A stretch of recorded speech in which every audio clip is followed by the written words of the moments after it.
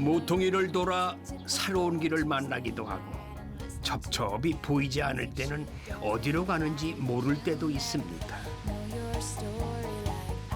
하지만 분명한 것은 멈추지 않는다는 것이죠. 한참을 걷다 뒤돌아보면 어느새 저만치 나가 있다는 걸 알게 되죠. 그럴 땐 애써온 나를 격려해 주세요.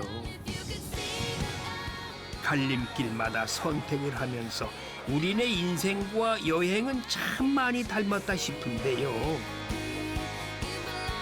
오늘은 길에서 잠시 쉴 겸 여유도 부려봅니다. 따뜻하네. 와. 다시 가야 할 저 앞을 향하며 또 한 번 결심을 하는 것은 나의 길이 아직 끝나지 않았기 때문입니다.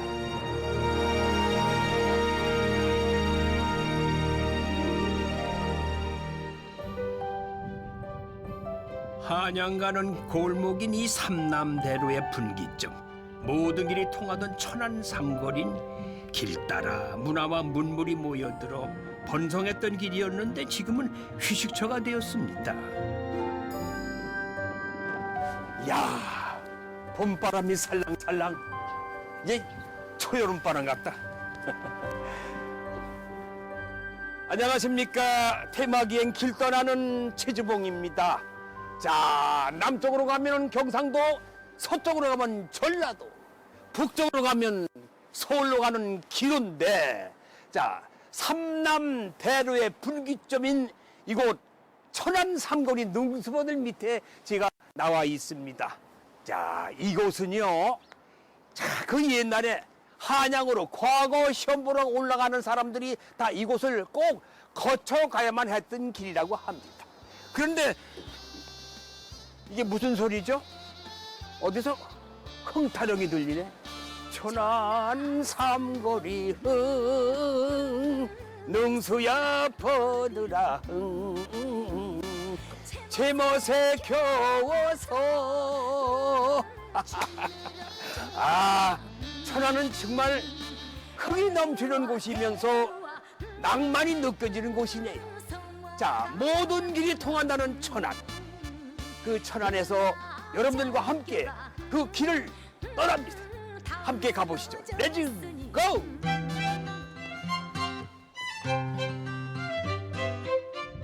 지금의 천안을 제대로 알기 위해서는 가장 먼저 거슬러 가야 하는 길, 바로 광덕사입니다. 이곳에 무엇이 있길래 가봐야 하는지 저도 궁금한데요. 그럼 지금부터 본격적으로 걸어보겠습니다.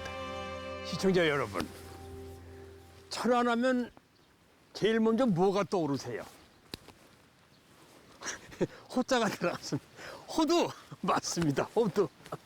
이 천안은요, 이 호두하고에 관련된 얘기들이 참 많이 전해져 내려오고 있습니다. 우리나라에서 최초로 호두 이야기가 전해지는 곳을 지금 찾아가고 있는데 제가 왜 산속 이 절로 가는지 모르겠어요. 다 이유가 있습니다. 궁금하시죠? 가보겠습니다.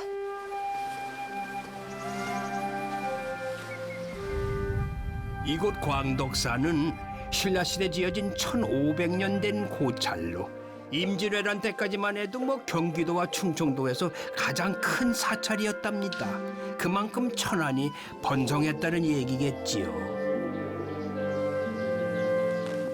오랜 시간을 간직한 곳이니 전설 같은 얘기 한 줄 있을 법하겠죠. 오늘 제가 찾아온 이유요, 단 한 가지예요. 이 나무 때문에 찾아온 거예요. 오늘의 주인공이에요. 네. 그런데 여기 석비가 세워져 있거든요. 볼게요. 아하, 유청신 선생 호도 희식지. 우리나라에서 맨 처음 이 양반이 호도나무 가져서 여기가 심었던 장소, 희식지. 이야, 어마어마하네요. 네. 양쪽 칼라가를 쫙 벌어져가지고, 이야, 아주 완전 고목인데 이게 수령이 400년이래요, 400년. 네. 이 나무는 700년 전에 고려 사신 유청신 선생이 원나라에서 가져왔던 나무의 그 후손인데요. 우리나라에서 가장 오래된 이 호두나무이자 천연 기념물이 되었습니다. 이 높이가 20m가 넘고 이 둘레가요. 와, 이건 4m가 된대. 둘레가 4m. 수령이 400년 된 호두나무. 야, 오늘의 주인공. 야, 대단하나요. 이렇게 굳게 뿌리 내린 호두나무 덕에 오랜 세월 천안은 호두산지로 유명세를 떨치게 된 것이죠. 자, 이제 지금까지 호두에 관한 인연을 들었으니까요. 더 궁금해지는데요. 자, 그럼 지금부터 직접 호두를 만나보러 가겠습니다. 가시죠. 천안은 이 곳곳에 호두와 연관된 것들이 많지만은 생활 속에서도 호두가 이용된다고 해서 찾아가 봤어요. 안녕하세요, 사장님. 네, 아이고 반갑습니다. 네. 난 호두를 보러 왔거든요. 네네. 근데 호두 아니라 뭐 호두 잔챙이만 잔뜩 있어. 이게 그래 뭐예요? 호두 이제 큰 거는 상품으로 다 팔잖아요. 네. 그래서 파니까 이거는 까기에는 인건비가 더 많이 드는 거예요. 그러니까 자녀호두, 잉여 농산물. 그 호두 이게 아까 그 시베지에서 있던 그의 새끼예요. 그 걔네들 종자. 천안 호두에. 그러니까 이게 어머나. 작아요. 그래서. 광덕사? 네네네네. 이거 광도 호두고요. 이게 광도 호두고 이걸 가지고 저희가 이제 이렇게 이 키링도 이렇게 만들고요. 예. 자, 이제 이렇게 바늘방석 요것도 이런 것도. 아, 이거는 이제 이게 예쁘다. 체막석으로 쓸 수도 있고요. 그다음에 저렇게 이제 여러 가지 상품들을 브로치도 만들고 있고요. 이렇게. 그래서 작은 호두를 반을 잘라서 이렇게 넣어가지고 이렇게. 아, 그러네요. 아이고, 야. 이 천들이 그 껍질에서 나오는 거예요. 이 껍질에서 염색을 하는 거예요. 껍질에서 네, 표피 가지고. 표피, 예. 버려지는 거잖아요. 그렇지, 그 버리는 건데 네네. 되게. 네네. 그 버려지는 농산물을 저희가 재활용하는 야. 리사이클이라고 보셔도 되죠. 그렇죠. 네네. 야, 이거 재주가 대단하시네. 고맙습니다. 26년간 전통 염색을 해온 이은하 명인은 특히 이 호두 껍질을 이용해서 다양한 색을 만들어내는 염색 기법을 연구해 왔는데요. 특히 호두를 이용한 소품은 지역 특색도 살리고 앙증맞은 모습의 인기가 많다고 합니다. 이 모든 색이 호두에서 나왔다니 더 알고 싶어지네요. 이게 뭐야? 무슨 껍질이야? 호두 껍질이요.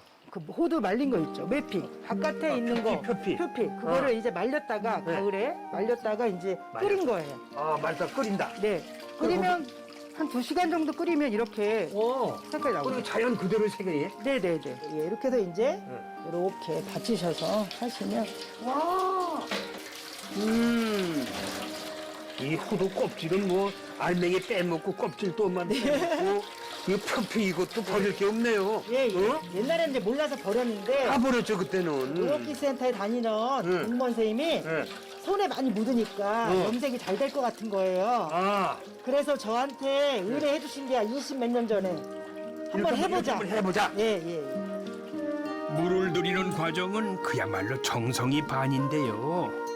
이제야 얼룩이 안 생긴답니다. 자, 여기 앉으셔서 이렇게 움직이시면 돼요. 이렇게 한 20분 정도? 그래야 이제 속이 배가. 네네네. 속까지. 야, 이게 뭐 쉬운 일 아니구만. 네. 이걸 수십 년 해오셨단 말이야? 저 좋아서 하는 일이에요. 좋아서 하는 그렇지. 거 하는 거지. 아이고, 그래도 대단하시네. 예? 재밌어요. 기대돼요. 그러니까 무슨 색깔이 나올까? 네네. 똑같은 색이지만 똑같은 색은 절대 없어요. 그러니까 이제 기대가 되죠. 그렇겠네요. 네. 계절 따라 기온 습도에 따라 같은 염색이라도 색이 다르다니 내가 만난 색도 인연이구나 싶습니다. 이거 백반이에요. 아, 백반. 백반. 봉수화물 될 때 넣었던 거예요. 그래서 조금만 넣으시고요. 봉수화물. 네네.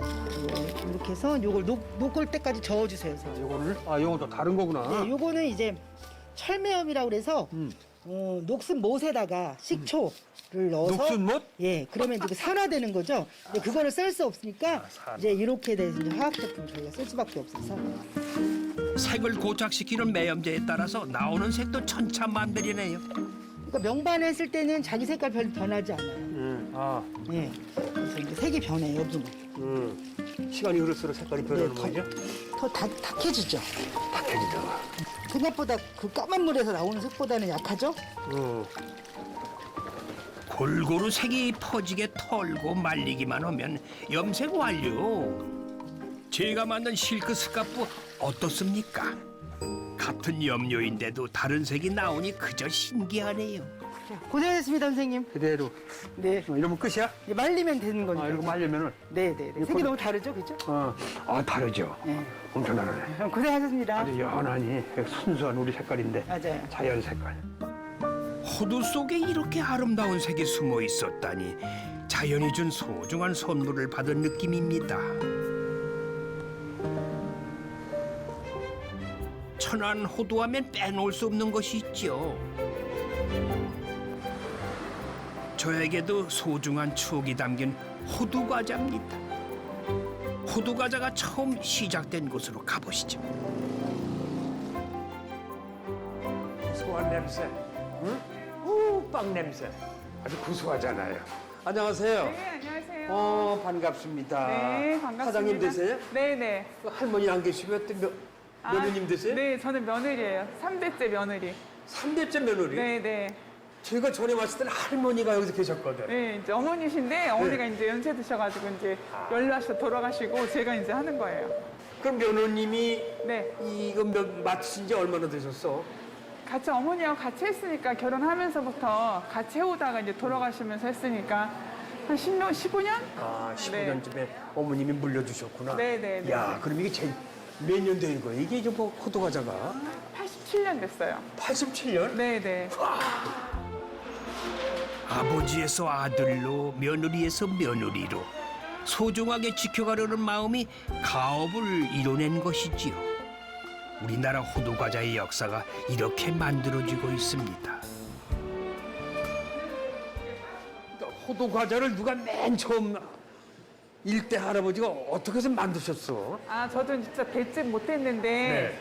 할아버지가 그 생과자 기술자셨대, 일제시대 때. 그러니까 천안을 대표해서 만들 수 있는 게 뭐가 있을까 해가지고 호두 과자 모양의 과자를 만든 거예요. 근데 옛날에는 광덕산가 호두가 유명했거든요. 네. 가만있어. 이분은 또 누구시죠? 아, 저희 며느리예요. 며느님? 4대째 이제. 네. 3대째 며느리님. 네, 여기 4대째 며느리님? 네네네네. 그래요? 네. 그럼 결혼한 지 얼마나 됐어요? 이제 3년 아직 안 됐어요. 3년, 이제 초보구나. 이제 배우는 단계예요. 이제 배우는 단계. 네네네. 와, 그럼 여기에서 맡고 있는 임무가 뭐야? 저는 사무 업무, 격리 업무 하고 있어요. 제일 중요한 거는 돈 가게 받는구나. 어디로 새 나가는 걸 제일 중요하게 보는 네, 거지. 네. 돈 새다 빠져나가면 안 되니까. 세월이 흐르면서 과자를 만드는 모습도 많이 달라져 기계가 사람 손을 대신하고 있는데요. 그래도 변하지 않는 것도 여전히 있습니다. 오랜 세월 한결같은 마음 때문인지 천안 호두 과자가 인기가 식을 줄 모른다는 거예요. 도대체 그 비결이 궁금해지네요. 17년 동안 긴 세월을 인기 있는 비결이 있을 거예요. 사람들이 이렇게 많이 찾는 이유가 있을 거라고. 아, 저희는 매일 아침 앙금을 해요. 앙금 도매집이 있어요. 공장들이. 그거 사다가 이제 진공 포장된 거를 한 달, 두 달 묵혀가면서 하지만 저희는 가마솥에 아침마다 앙금을 해요. 필요한 양을. 하루 이틀 해가지고 시켜서 그러니까 제가 유지하는 비결이 그건 것 같아요. 그래서 좀 달라요.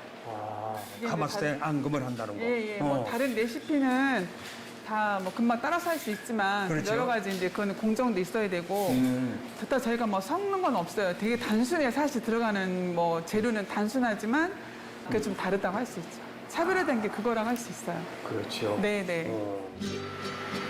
가장 정성을 들인다는 앙금 만들기는 매일 아침에 팥을 삶는 일부터 시작하는데요. 당일 필요한 만큼만 만들어가지고 맛을 지켜가고 있었습니다. 와, 건강한 팥앙금이 완성되었는데 참 먹음직스럽죠. 이렇게 앙금이 준비 다 되면은 드디어 호두과자 만들기가 시작되는데요. 파다 앙금으로 속을 꽉 채우고 나면 여기에 또 하나의 활용점정 호두가 들어갑니다. 흑야스 같은 데는 자동 기계로 호두가 나와요. 근데 저희는 호두가 크기 때문에 자동 기계를 좀 뺄 수가 없어요. 그래서 사람이 필요한 거예요. 그래서 사람이 하나씩 넣어야 돼요. 호두만큼은 일일이 다 집어넣는군요. 네, 그래야지 큰 호두가 들어갈 수가 있어요. 그렇지, 호두가 네, 더 큰 네, 호두가 들어갈 수 네, 있다. 네. 그래서 더 맛이 더 2배가 되는 것 같아. 네. 다른 호두 과자보다요. 호두과자에 호두가 빠질 수 없죠. 딱딱한 호두를 형상화해가지고 겉은 빵으로 모양을 만들었지만은 그 속에 진짜 호두가 들어가야 비로소 호두과자가 완성되는 거예요.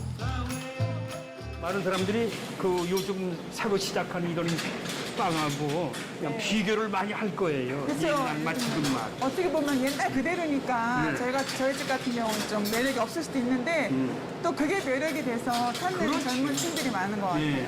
그러니까 저희가 4대인 것처럼 손님도 4대 손님이 있어요. 손님도 2대, 3대 손님이 있어서 이제 아기 때 아빠 손 붙잡고 노는 학생들이 지금 성인이 돼서 아, 옛날에 이렇게 먹었었어요 하고 오시는 분들이 많이 있어요. 변하지 않는 맛, 네네. 정성과 네, 그런 네. 명성이 성격이 녹아있는 거죠. 네. 며느님 앞으로 꿈이 있으면 이제 젊은 세대분들한테도 알릴 수 있도록 지금 제품을 유지하고 또 새로운 제품을 또 개발을 하고요. 그렇지. 네. 제일 중요한 건 맞아요. 그리고 이제 맛을 그 신념을 잃지 않도록 유지를 잘 해야 될 것 같아요. 배를 잇는 성실함이 있고 맛을 지키려는 신념이 있으니 머지않아 천안 호두과자가 100년의 명성을 쌓을 날이 올 것 같습니다. 호두과자의 도시 천안이 또 새로운 시도를 하나 봅니다. 오늘 제가 만나뵐 분을 여기서 뵙는 것 같습니다. 안녕하세요. 반갑습니다. 네, 반갑습니다. 아이고 건강해 보이시네요. 그래요? 반갑습니다. 요즘 그 천안이 뜨고 있어요. 비결이 있을 거예요, 그죠? 네, 수도권 인구만 해도 2,700만이잖아요. 그렇죠. 그런데 사실 수도권을 딱 벗어나는 순간 지방의 관문이 천안입니다.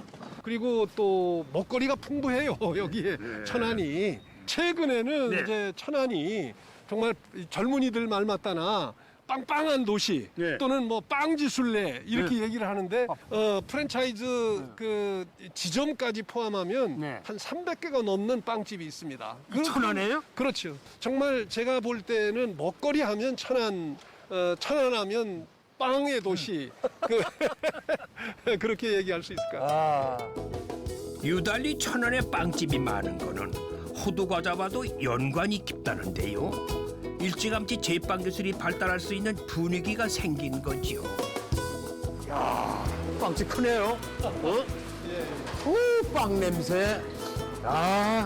아주 고소하고 구수하고 맛있는 냄새가 나네. 아주 빵도 이렇게 처음 보는 빵이 많으냐, 다양하고. 신선해 보이죠? 네, 반갑습니다. 사장님이세요? 예. 아유, 반갑습니다. 고맙습니다. 반갑습니다. 여기 이 집에, 이 빵집의 브랜드는 뭐예요? 내세울 수 있는 빵, 어떤 거? 저희들 그 돌가마에서 이제 유일하게 우리 한국에 처음인데 저걸로 구워낸 빵이 돌가마 만집니다. 돌가마 속에서 구워서 나오는 거예요? 예, 돌가마로 구운 특징이 바삭바삭합니다. 바삭바삭. 만진데 바삭바삭하면서 제빵사의 손에서 만들어진 반죽이 빵이 되기 위한 마지막 공정으로 오븐 아니 돌가마 속으로 들어가는데요. 돌을 쌓아 만든 가마 이게 생소한데 어떤 특징이 있는지 궁금합니다.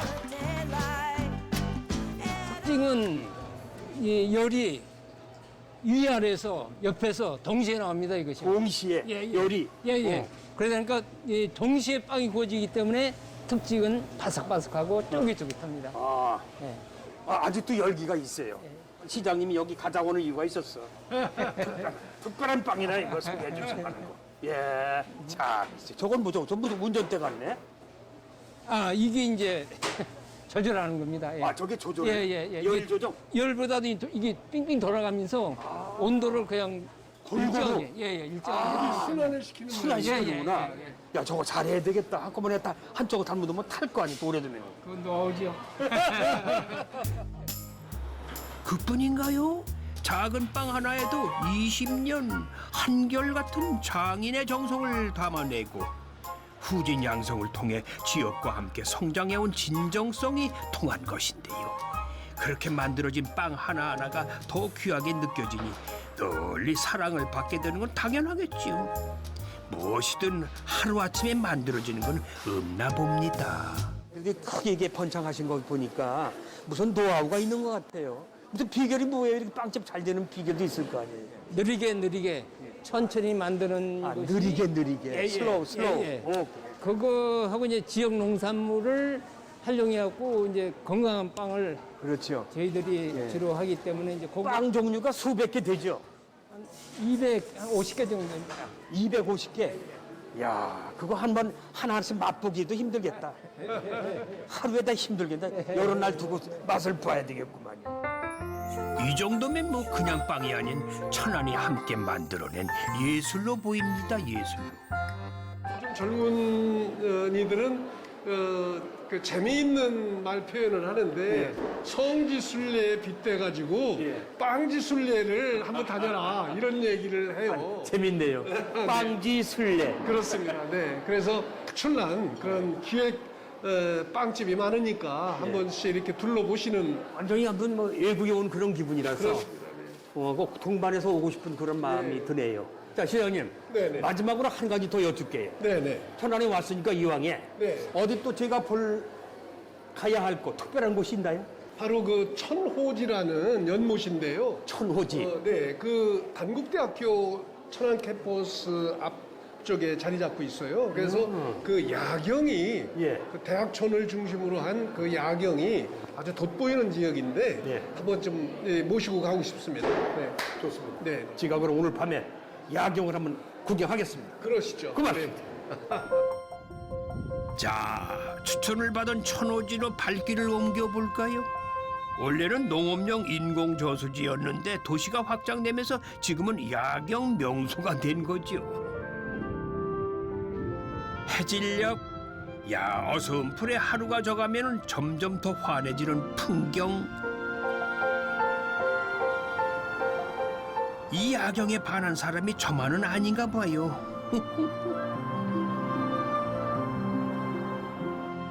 와, 참 좋네요. 여기가 바로 천안의 명소 천호지 단대호수입니다. 예, 여기 산책길은요 천안 시민들이 엄청 애호하는 길이고 또 젊은이들이 쌍쌍이 디투하는 길이고 네, 아주 안전하기도 하고 아름다운 길입니다. 그 길을 제가 지금 걷고 있습니다. 운동 겸 산책 겸 꽤 많은 사람들이 찾는 곳인데요. 도심의 호숫가를 이 산책하는 기분, 야, 참 좋습니다.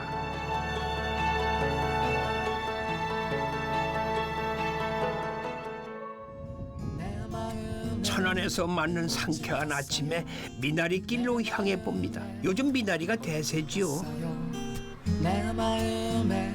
야, 좁고 허름한 골목길이 작고 걷고 싶어지는 길이 됐네요. 꽃이 폈어요 내 마음엔 꽃이 폈어요 아, 이곳은 옛날에 실개천이 흐르고 이곳에 미나리 단지가 있어서 그래서 미나리 밭길이라고 부르는 모양이에요. 그 후로 이렇게 벽화를 그리고는 이 동네를 좀 더 깨끗하고 환경 조성을 위해서 이 지역 사람들이 십시일반으로 돈 모아가지고 이렇게 벽화를 그려서 관광객들 유치하고 그리고 골목길을 깨끗이 이렇게 정화하니까 뭐 동네 사람들한테도 좋고 보는 사람도 좋고 네, 완전히 무슨 예술 마을 같지 않습니까? 담벼락이 도화지가 되어 알록달록 마을의 이야기를 담고 보니 예전의 모습은 살리면서도 정겨운 길이 되었습니다. 이제 이곳을 찾는 사람들 이야기로 새로운 추억들이 쌓이겠지요. 천안에 오면 빼놓을 수 없는 곳이 있어가지고 발길을 옮겼는데요. 평천면에 들어서자 거리를 따라 늘어선 이 간판들이 눈에 띕니다.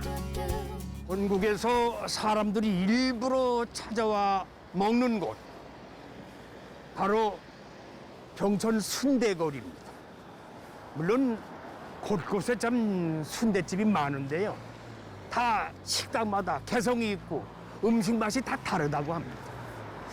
그래서 어느 집을 들어갈까 하다가 이 집이 맛있을 것 같아요. 이 집을 한번 택했습니다. 들어가 보겠습니다. 국민에서 서민까지 여러 수식어가 붙는 순댓국밥은 그만큼 친숙한 음식인데요. 순댓국밥을 먹으러 먼 길 마다 않고 오시는 분들이 많긴 많네요. 평천에 오면 가게마다 차별화된 다양한 순대가 있고 깊은 맛을 제대로 볼 수 있어가지고 지나가는 길엔 꼭 들리는 방문지랍니다. 순댓국밥은 누구나 좋아하는 외식 메뉴인데요. 아 물론 저도 좋아해요. 자 기대가 되는데요. 뭐부터 맛을 봐야 돼요? 양념을 다 하셔서 그 옆에 이제 깻가루도 넣으시고 새우젓도 간하시고 네. 그렇구나. 이제 새우젓이 싫으시면 네. 소금 간을 하시고 새우젓도 괜찮아요. 네 이거는 순대국밥이니까 새우젓이 그렇죠. 국밥이 맞아요. 그래서 그만 맞겠죠. 네네. 그리고 이제 얼큰한 거 좋아하시면 청양고추 쓰는 것도 넣으시고. 예, 그렇죠. 좀 청양고추도 이렇게 집어넣는 게 얼큰한 거 좋아하시고 제가 또 얼큰한 거 좋아하거든요. 네, 이렇게 해서 매운게 좀 먹는 것도 다대기도 여기 있으시고. 제가 다대기는 잘 안 먹어요. 네. 매운 거 좀 좋아해요. 네네네. 자, 그럼 시식을 좀 해보겠습니다. 시향대로 다 드시니까. 아주 국물이 진하네. 딱 한 입 들어가니까 진해요. 야채하고 이제 같이 들어갑니다. 와, 일단은 국물이 진해 참 좋네요. 구수한. 이게 돼지 무릎뼈 사골. 사골로 구는 거예요. 예. 아, 이 사골로. 네, 사골로 이제.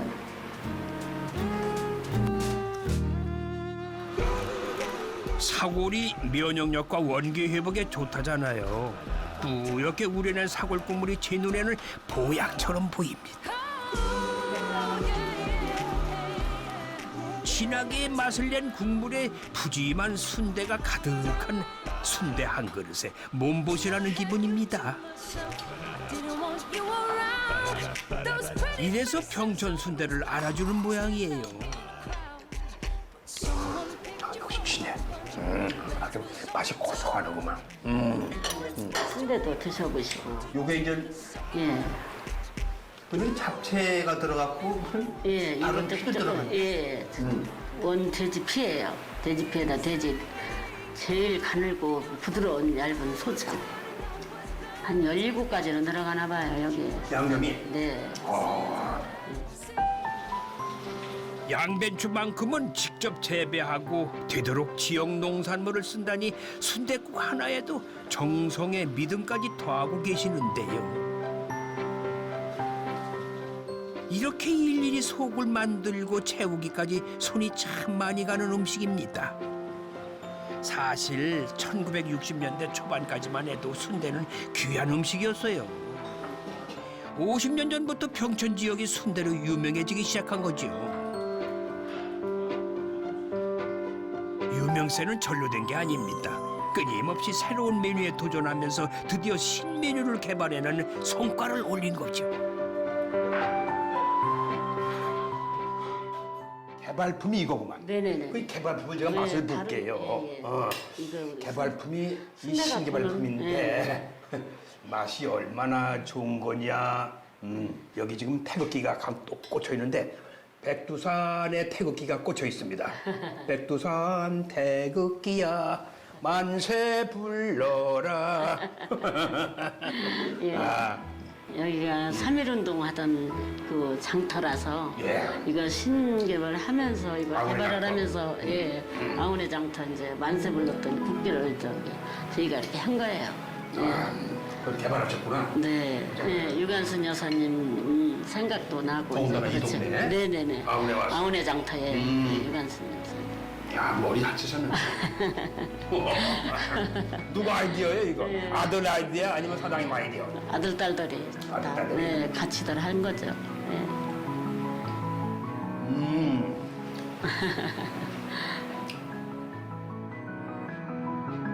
전국 향토 음식 대회에서 은상을 받은 메뉴랍니다. 아우네 장터를 생각하면 이 순대볶음이 기억날 것 같아요. 아우네 장터에 오니까 저절로 발길이 향하는 곳이 있는데요. 아우네 독립만세 기념공원입니다. 당시 3천여 명 정도가 모여서 만세를 불렀다고 하니 항일 정신이 높았던 이곳에 대해 다시 돌아보게 됩니다. 천안시 병천. 병천이 우리말로 아우네입니다. 대한독립 만세를 불리며 앞장섰던 유관순 열사와 그리고 병천 시민 여러분들, 그리고 유관순 열사의 생가가 바로 여기에 있고 조병옥 박사 생가도 바로 여기에 있습니다. 아주 큰 역사적으로 의미가 있는 장소이기도 합니다. 그런데 제가 오늘 갈 곳은 아주 또 독립운동가 중에서 또 특별한 분이 계세요. 그분을 제가 지금 만나러 가려고 합니다. 자, 시청자 여러분, 저와 함께 그 특별한 분을 한번 만나뵈러 가시죠.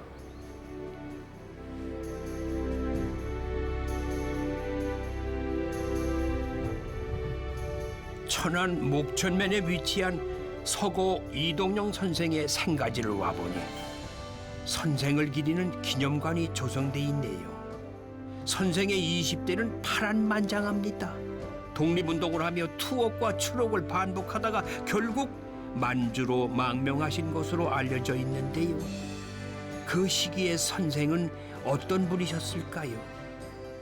이동영 선생님은 국내에서 독립협회뿐만이 아니라 그 우리가 잘 아는 신민회라고 하는 그런 단체에 있습니까? 그렇죠. 어떤 다 평등한 공화 정체의 국가를 표방하는 그런 나라를 꿈꿔왔던 그런 어떤 비밀 결사 단체도 총석의 역할을 하셨어요.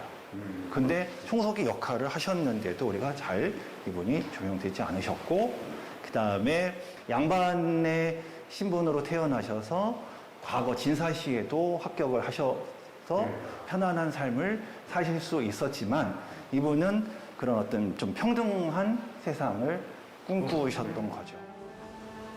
만주 망명 이후 서전서숙과 신흥무관학교를 설립해 민족교육과 독립군 양성에 나서는 한편에 또 대한민국 임시정부 의장이자 국무총리를 역임하며 항일 운동가들의 든든한 기둥이 되어주셨던 분입니다. 독립된 조국을 보시지 못한 채 머나먼 타국에서 돌아가셨는데요. 그분을 기억하는 노력은 지금도 계속되고 있습니다. 그러니까 이곳이 이동영 선생의 생가, 태어나신 곳이다 이거죠. 네, 생각하지 맞습니다. 여기가 지금 뒤에 이제는 딱 보시면은 나저막하게 이제는 산이 이제 와우산이고요. 앞에는 산방천이라고 하는 천이 흘러요. 전형적인 배산 임수 지형이거든요. 풍소지리에 의하면은 명당이죠. 근데 명당이기는 한데 한 의인이 태어나는 그런 명당이긴 한데 그 의인이 이렇게 떠나가는 그런 어떤 배의 형상이라고는 하더라고요.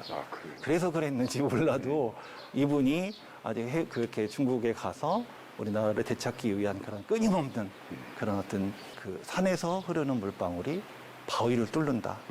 네, 끊임없는 그런 어떤 그 노력으로 이룰 수 있다라는 그런 정신.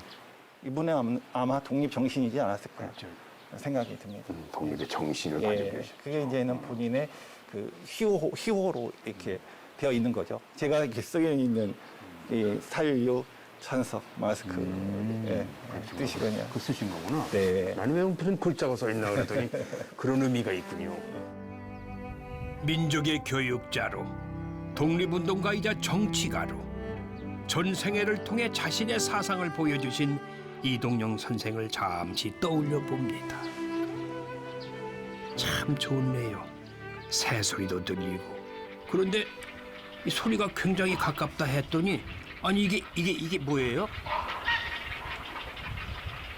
생가 뒤편으로 외가리 서식지가 있었어요. 보아하니 외가리도 있지만 백로도 눈에 띄네요. 외가리 서식지는 전국에 몇 군데 없는데 흔치 않은 풍경에 잠시 한눈을 팝니다. 근데 왜 여기다가 서식지를 틀었을까? 아마 여기는 그만큼 살기 좋은 환경인 거죠. 그래서 물이 흐르고 산이 있고 먹거리가 풍부하고 먹거리. 예, 여기 습지도 있고 이동영 선생을 위해서 여기서 이렇게 춤을 추고 지키고 있는 게 아닌가. 저도 그런 생각을 해봤어요.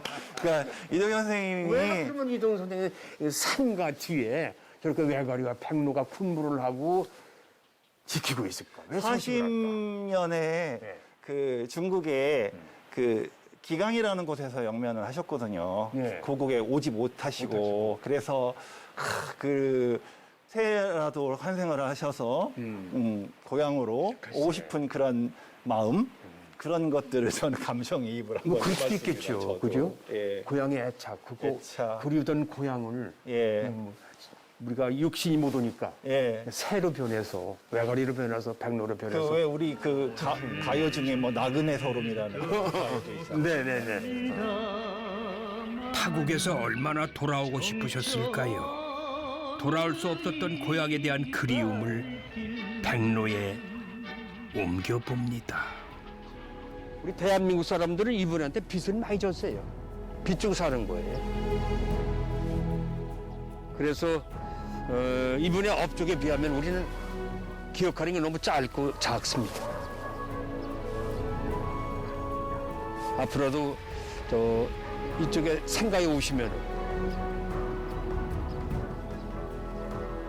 먼 인생을 살면서 더 오래오래 기억해 주셨으면 하는 그런 생각이 드네요. 손 한번 잡아도 되겠죠, 선생님? 따뜻하네.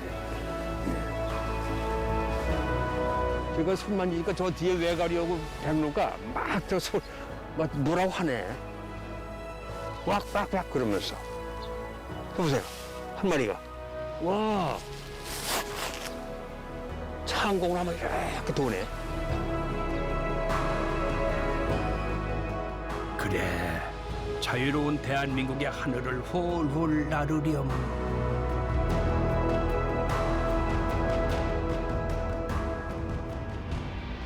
천안 여행의 마지막 행선지로 꼭 오고 싶었던 곳. 민족의 성지 독립기념관입니다. 이곳에 들어서니 우리 민족의 웅장하고 장대한 기상이 느껴져 가슴이 떨려옵니다. 독립기념관이 왜 천안에 있는가? 그 답을 오늘에서야 찾았습니다. 유관순 열사의 생가를 비롯해서 조병옥 박사가 어린 시절 이곳에서 뛰어놀던 곳입니다. 그리고 아운의 장터 서고 이동영 선생의 생가가 여기 있습니다. 나라를 지키려고 했던 강한 힘, 그 힘이 바로 천안에 있습니다.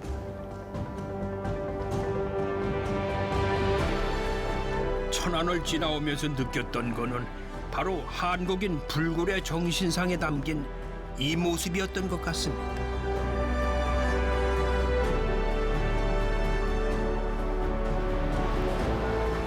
무엇이든 시작이 있는 법이지요. 우리 민족이 견뎌야만 했던 36년간의 시련이 어떻게 시작되고 진행되었는지 분명하게 알아야 하는 것도 우리의 몫입니다.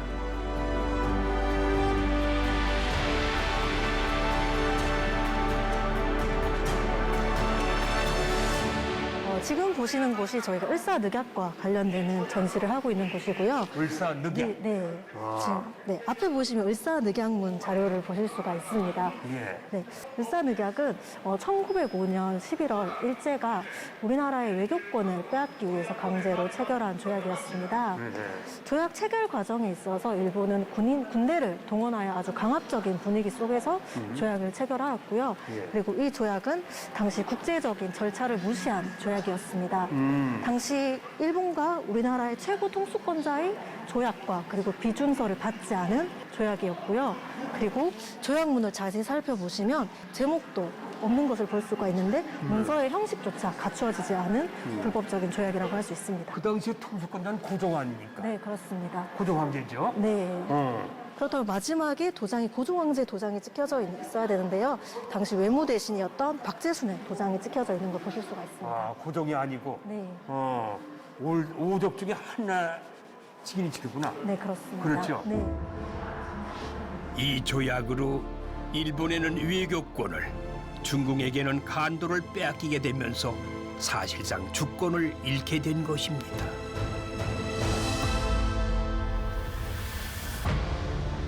그리고 곳곳에서 민중의 저항이 시작됩니다. 의병이 봉기하고 독립수사들이 나타나고 민족의 순환이 시작된 것이죠. 지금 뒤에 보시면 서대문 형무소의 모습을 보실 수가 있는데요. 네, 일본은 서대문 형무소와 각지에 감옥소를 설치해서 일제의 통치와 그리고 독립운동을 한 독립운동가들을 투옥해서 고문을 했습니다. 그리고 우리나라의 글과 말을 사용하는 데 많은 제한을 가했고요. 1940년 이후 전시체제기가 되면서 많은 우리나라 사람들을 노동자 그리고 병사로 동원을 하였습니다. 그리고 우리나라의 많은 자원들을 수탈을 하여 무기로 만드는 데 활용을 하였다고 합니다. 아까 저기 보니까 그 일본 사람들이 우리 물건을 수탈했던 물건들이 저기 쌓여있다고 그러대. 네, 저게 지금 저희 전시관의 수탈의 탑이라고 붙여지고 있는 전시물인데요. 아래 보이시면 저희가 일본이 빼앗아 갔던 녹그릇, 그리고 도자기, 그리고 쌀 같은 곡물들이 저희가 전시물로 표현되어 있습니다. 그 어떤 고통도 참을 수 있지만은 나라 잃은 고통만큼은 참을 수 없다던 유관순 열사. 아마 함께 태극기 흔들었던 온 교례가 같은 마음, 같은 염원이었을 겁니다. 세상에 고하는 대한독립선언서는 온 교례가 함께 외친 우리의 함성입니다. 1차 세계대전이 끝날 때쯤 민족 자결주의가 대두하기 시작했습니다. 이를 들은 일본 유학생들을 중심으로 독립운동에 대한 이야기가 오고 갔고요. 28 독립선언으로 이어졌습니다. 일본에서 유학 중인 송계백이 1월 달쯤에 한국에 들어와서 일본에서 준비 중인 28 독립선언에 대해서 이야기를 전달을 했고요. 종교계 지도자들은 독립운동을 위해서 우리도 힘을 합치자라는 의견을 모았습니다. 그래서 3.1운동을 추진을 하기 시작을 했고요. 1919년 2월 27일 우리나라가 독립국인과 우리 민족이 자주민임을 담은 독립선언서 2만 1000장이 보성사에서 인쇄되었습니다. 인쇄된 독립선언서는 2월 28일 날 전국으로 배포가 되었고요. 마침내 3월 1일 독립선언식과 그리고 독립만세운동이 일어나게 되었습니다. 조선 팔도에 울린 독립만세는 이후 항일 무장투쟁과 임시정부 수립으로 이어지는데요. 가슴에 태극기를 품고 오직 독립을 위해 피 흘려 싸웠던 수많은 사람들은 하나뿐인 목숨을 조국을 위해 바친 것입니다. 저희가 3.1운동 이후에 해외에서 독립 무장투쟁에 대한 열기가 고조가 되었고요. 일본군 정규군과 맞서서 봉오동과 청산리에서 크게 전투에 승리를 하였습니다.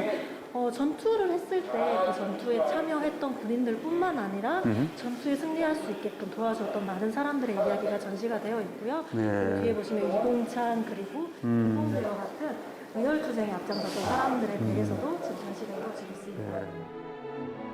오늘의 대한민국 모태가 된 임시정부 요원들이 한자리에 계시는데요. 김구 선생과 이시영 선생이 보이는데요. 우리가 찾아갔던 이동영 선생을 비롯해 많은 분들이 이곳에 계십니다. 지금 이 뒤에 계시는 분들 이외에도 수많은 사람들이 힘을 합쳐서 독립운동을 했기 때문에 저희가 나라를 다시 되찾을 수 있었습니다. 저희가 이름으로 남겨진 사람들 이외에도 수많은 독립운동가들을 기억해주고 기렸으면 좋겠습니다. 이분들 때문에 우리가 이렇게 아주 이렇게 행복하게 살 수 있는 하나의 단초가 됐던 거라고. 그죠? 또 이분들을 잊지 말고 오래오래 기억을 해야 될 거라는 생각이 들었어요. 저는 오늘 이렇게 둘러보면서 뭐 벅찬 부분도 있었고 또 감동도 했었고 이런 걸 우리가 앞으로 새로운 마음 가지고 좀 반성하며 좀 살아야 되지 않을까. 반성도 큰 반성을 해야 될 거라는 생각이 갑자기 드네요. 잠시 만세 현장에 저도 서봅니다. 총칼 앞에서도 당당히 외치며 그토록 염원하던 대한민국. 그분들 앞에서 지금의 나는 어떤 모습일까요? 전 이번 천안 여행하면서요, 많은 독립운동가들이 배출된 역사의 땅이라는 걸 알았습니다. 역사의 깊이와 정의를 만나는 그 감동이 이번 천안 여행하면서 이 도시의 매력에 흠뻑 빠졌습니다. 자, 지금까지 천안이었고요. 저는 다음 주에 새로운 지역에서 다시 또 기쁘게 멋있게 인사드리겠습니다. 고맙습니다. 삼남의 분기점 천안은 이름 그대로 하늘 아래 가장 편안한 곳인가 봅니다. 뿌리 내리고자 하면 알알이 열매를 맺을 수 있고 나름의 세상을 넓혀가며 자신의 색을 펼칠 수 있으니 말입니다. 새로운 길을 향한 아낌없는 응원도 보냅니다. 원래보다 한 차원 달라지려는 노력과 흐르는 물이 바위를 뚫듯 반드시 이루리라는 굳은 신념은 세상을 바꿔가는 우리의 약속이 됩니다. 그렇게 미래를 만들어 가는 곳 천안이었습니다.